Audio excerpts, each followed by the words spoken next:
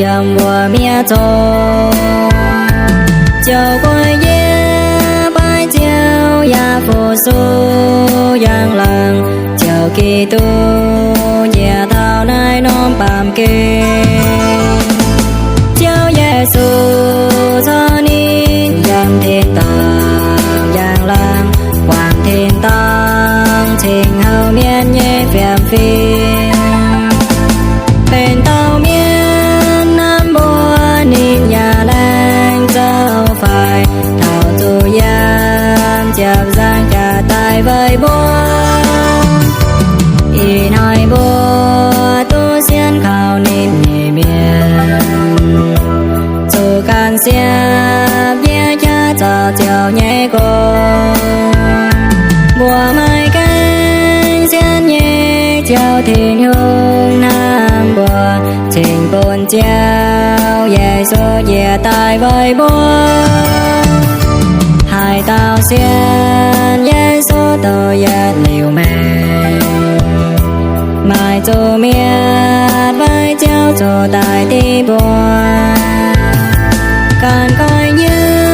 tim thiên hương nhẹ tan trao chiều mùa trình tu và liều nhẹ sang trang mẹ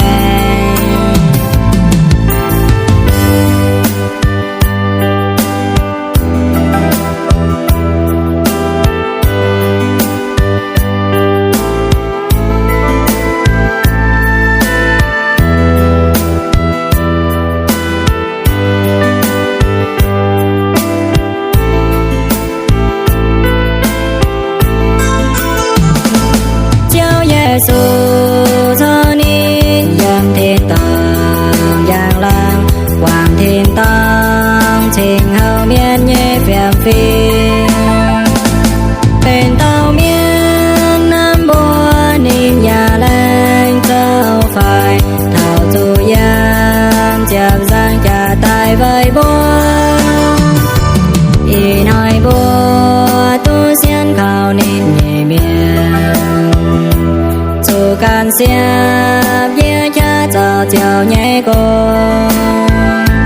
mùa mai cánh xiên nhé chiều thiên hương nam bùa trình bồn treo Giêsu về tay với bùa hai tao xiên Giêsu tôi giết liều mềm